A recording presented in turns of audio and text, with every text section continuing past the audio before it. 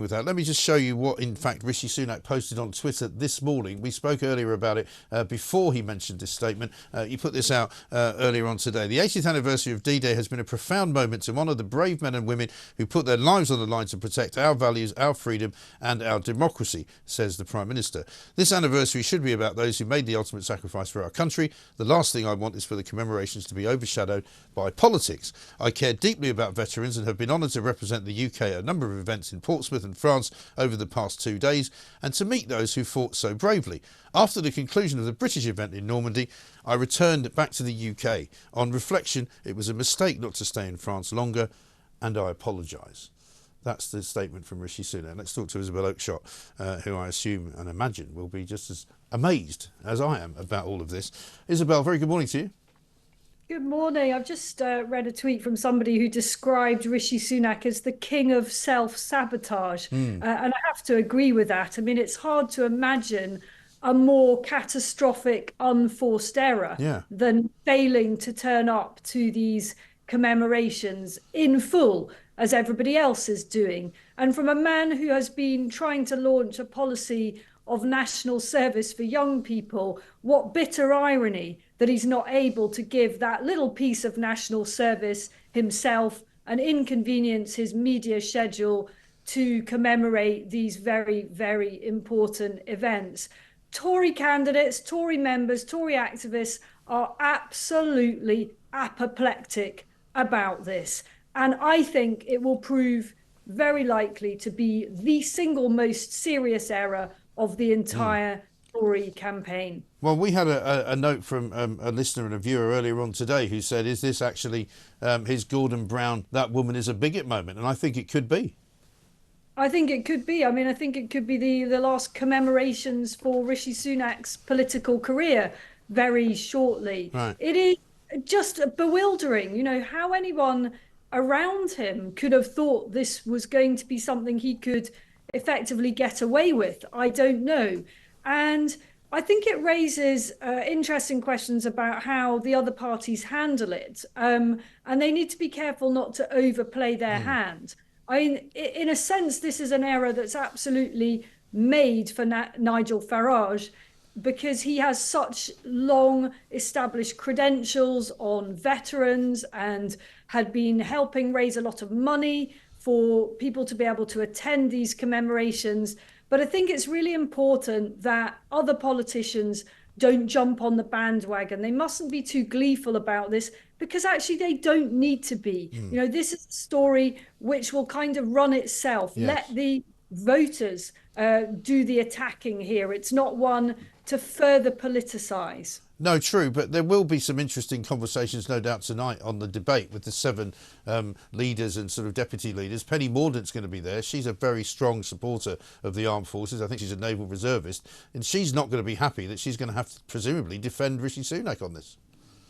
Well, she's just going to have to say that was a mistake, and the Prime Minister has admitted it was a mistake. And, you know, in the heat of the moment, we all make errors of judgment. I can't see what else she can say about that, and she'll have to move very swiftly on to her own credentials and what the Tory party has done on defence. That's what I would expect her to do.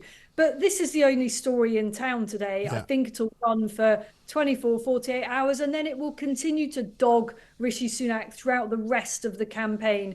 Any TV debates he does, anyone can pop up from the opposition or any of the other smaller parties and say, well, look, we're not going to take any lectures from you about defence. We're not going to take any lectures from you about national service. You're a guy that can't even be bothered to turn up for these commemorations, which people all over the world are coming from to honour those sacrifices made. And what's also staggering, and it's come to me over the course of the last half an hour or so, there's a piece written which Ian Martin has retweeted out there in the ether, that in fact Rishi Sunak's original decision was to not go at all.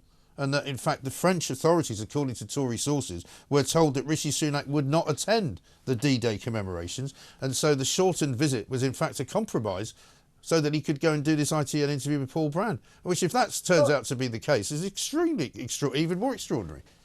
Yeah, I mean, it just gets worse, doesn't it? It seems as if people around him underestimated somehow what a big deal these commemorations are. You know, the extent to which every TV channel would be covering it, the extent to which every newspaper would be covering it. And I only mention the media coverage because we are in an election campaign. And of course, he has an eye on that. And it is just a huge blunder.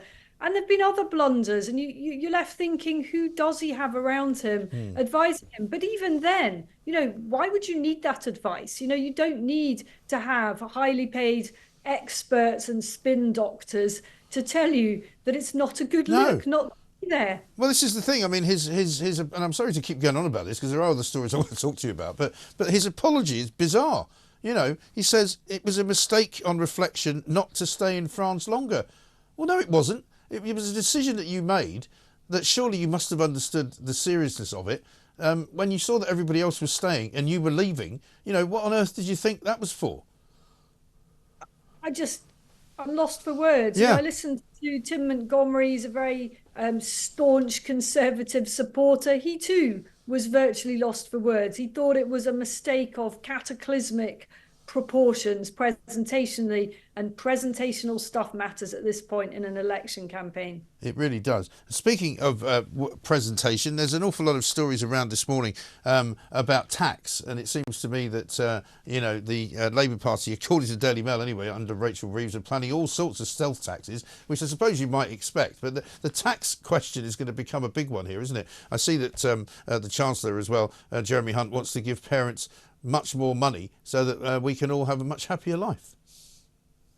Well, tax is going to become a bigger feature, I'm sure, when this particular furore has abated somewhat. And, you know, that links back to the £2,000 claim that Rishi Sunak levelled at the opposition leader in that TV debate earlier this week. And Kev O'Sullivan last night, Kev and I were talking about this and watching Keir Starmer's face as that accusation was levelled when Rishi Sunak said, you know, you are planning to raise taxes for everybody by £2,000. And right. What's remarkable is that Starmer didn't actually categorically deny it. No. He didn't even look as if he didn't recognise that figure. It seemed all too familiar to him, judging from his reaction.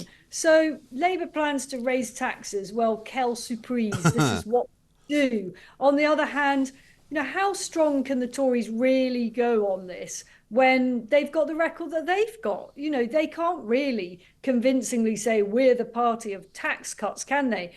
And, you know, to hear George Osborne lately coming out talking about cutting inheritance tax, and I know this is something that the Chancellor, Jeremy Hunt, has also talked about. I mean, give me strength. You know, when it comes to signs the Tory party is desperate, talking about cutting inheritance tax, something they never do, is right up there in the desperation stakes. Absolutely right. I was reminded actually of the 92 election the other day by somebody who said that, you know, that was the sort of the tax bombshell that rescued, you know, a victory from the jaws of defeat for John Major when he managed to get rid of Neil Kinnock, who thought he was going to win. But at that point, the Tories weren't taxing everybody, you know, up the wazoo. But now they've got nowhere to go, have they?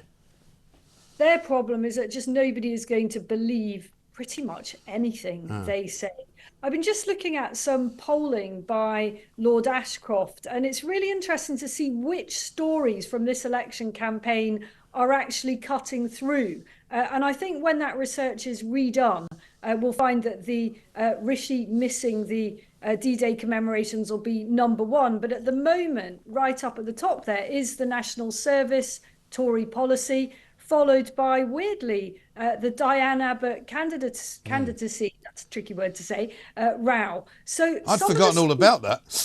Yeah, some of the stories that you think would be a really big deal, for example, immigration. In fact, Nigel Farage's I'm coming back speech are actually really far down the list. So sometimes we, in the media, we get obsessed about things that people out there aren't. But I think the issue of tax and fundamental values is always front and centre of a voter's mind. Indeed. One of the things that's got the listeners and the viewers going this morning, though, is the story on the Telegraph's front page this morning about Keir Starmer and the Labour manifesto, in which it says that basically Labour is going to ask for permission to recognise the state of Palestine even before a peace deal is done, even before, I assume, hostages have been released. They want to recognise Palestine.